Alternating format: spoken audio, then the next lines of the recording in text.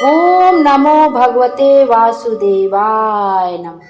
श्री कृष्ण गोविंद हरे मुरारी, हे नाथ नारायण वासुदेवा। आप सभी कमेंट में ओम नमो भगवते वासुदेवाय नमः अवश्य लिखिएगा। मैं हूँ ज्योति और आपका अपने चैनल शुभ कथा में स्वागत है।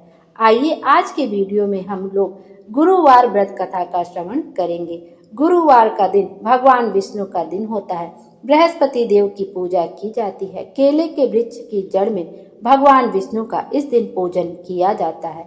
उनको किशमिश, मुनक्का, गुड़ और चने की पीली दाल कैसे पूजन किया जाता है और हाथ में थोड़ा सा गुड़ और चने की दाल लेकर व्रत कथा का श्रवण किया जाता है।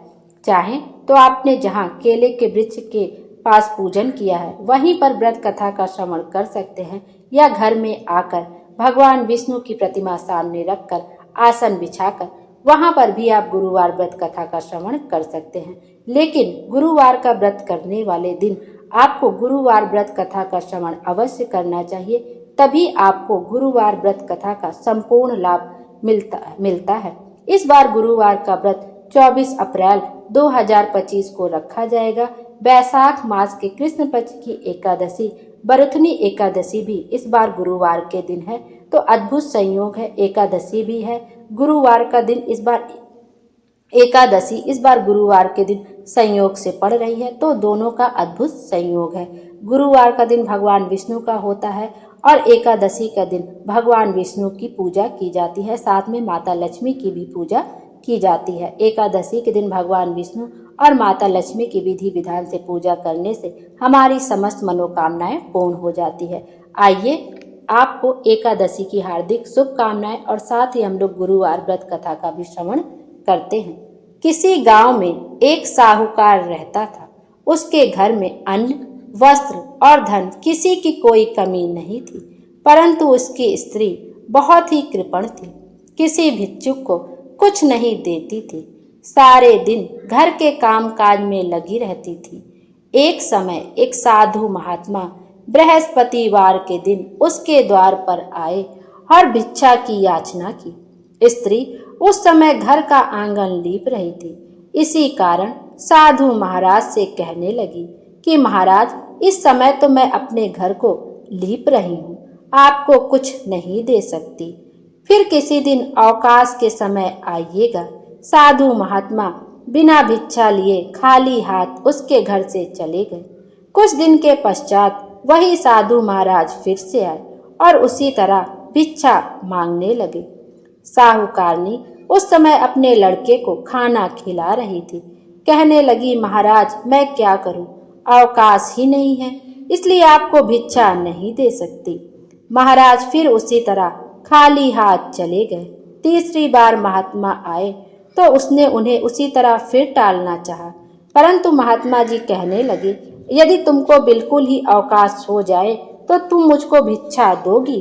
तब साहूकारनी ने कहा, हाँ महाराज, यदि ऐसा हो जाए तो आपकी बहुत कृपा होगी।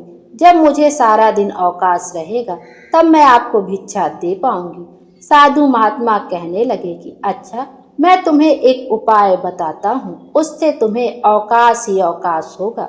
तुम बृहस्पतिवार के दिन चढ़ने पर उठो और सारे घर में झाड़ू लगाकर कूड़ा एक कोने में जमा कर दो। कूड़े को फेंकना मत, घर में चौका इत्यादि कुछ भी मत लगाओ। फिर स्नान आदि करके घर वालों से कह दो उस दिन सब हजामत अवश्य बनवाएं। तुम भी अपने बाल अवश्य धुलना। रसोई बनाकर चूल्हे के पीछे रखा करो, सामने कभी मत रखना। सायंकाल को अंधेरा होने के बाद दीपक मत जलाना तथा बृहस्पतिवार को पीले वस्त्र भी मत धारण करना। ना पीले रंग की चीजों का भोजन करना, ना ही भगवान को पीले रंग की कोई सामग्री चढ़ाना। यदि ऐसा करोगी तो तुमको घर का कोई काम नहीं करना पड़ेगा। साहूकारनी ने ऐसा ही किया। बृहस्पतिवार को दिन चढ़े उठी, झाड़ू लगाकर कूड़े को घर में जमा कर दिया। पुरुषों ने हजामत बनवाई, भोजन बनाकर चूल्हे के पीछे रख दिया। वह कई बृहस्पतिवारों को ऐसा ही करती रही। अब कुछ काल बाद उसके घर में खाने को दाने तक ना रहे। थोड़े दिनों बाद वही महात्मा फिर आए और भिक्षा मांगी, परंतु सेठानी ने कहा, महाराज, मेरे घर में खाने को अन्न ही नहीं, आपको क्या दे सकती हूँ। तब महात्मा ने कहा, जब तुम्हारे घर में सब कुछ था तब भी तुम कुछ नहीं देती थी, अब पूरा पूरा अवकाश है तब भी कुछ नहीं दे रही हो, तुम क्या चाहती हो वह कहो। तब सेठानी ने हाथ जोड़कर प्रार्थना की, महाराज, अब कोई ऐसा उपाय बताओ कि मेरे पहले जैसा धन धान्य हो जाए। अब मैं प्रतिज्ञा करती हूँ, जैसा आप कहेंगे वैसा मैं अवश्य करूँगी। तब महात्मा जी ने कहा, बृहस्पतिवार को प्रातः काल उठकर स्नान आदि से निवृत्त हो, घर को गौ के गोबर से लीपो तथा घर के पुरुष उस दिन हजामत ना बनवाएं। भूखों को अन्न वस्त्र देती रहा करो। ठीक सायंकाल पर दीपक जलाओ। शाम के समय पर कभी भी घर में अंधेरा ना रखो। यदि ऐसा करोगी तो तुम्हारी सब मनोकामनाएं भगवान गुरुदेव की कृपा से पूर्ण होगी। सेठानी ने ऐसा ही किया और उसके घर में धन धान्य वैसा ही हो गया जैसा कि पहले था। इस प्रकार भगवान बृहस्पति देव की कृपा से अनेक प्रकार के सुख भोग कर दीर्घ काल तक जीवित रहे। बृहस्पति देव जिस भावना से जो व्रत करता है उसकी वैसी मनोकामना शीघ्र पूर्ण कर देते हैं।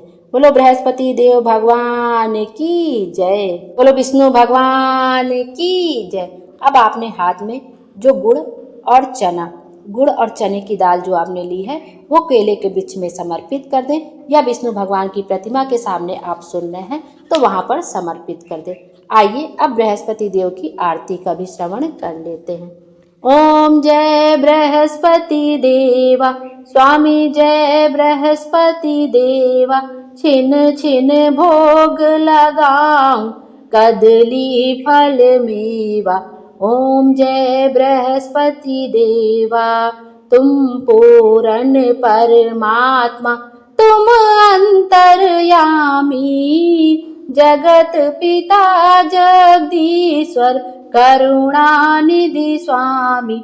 ओम जय बृहस्पति देवा, चरणामृत अति निर्मल, सब पातक हरता, सकल मनोरथ दायक, कृपा करो भरता। ओम जय बृहस्पति देवा, तन मन धन अर्पण कर जो जन शरण पड़े, प्रभु स्वयं प्रकट होकर आकर द्वार खड़े।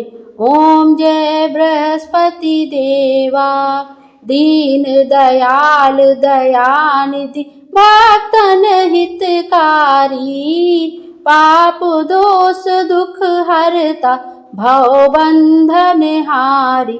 ओम जय बृहस्पति देवा, सकल मनोरथ दायक, सब संशय टारी, विषय विकार मिटाओ, संतन सुखकारी।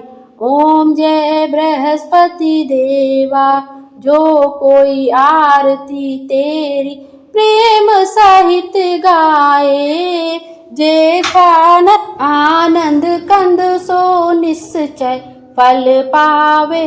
ओम जय बृहस्पति देवा, स्वामी जय बृहस्पति देवा, छिन छिन भोग लगाऊं कदली फल मेवा।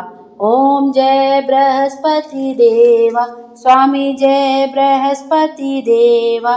बोलो विष्णु भगवान की जय। विष्णु भगवान हम सबकी मनोकामना पूरी करें और हमारे जीवन को खुशियों से भर दें। Thank you.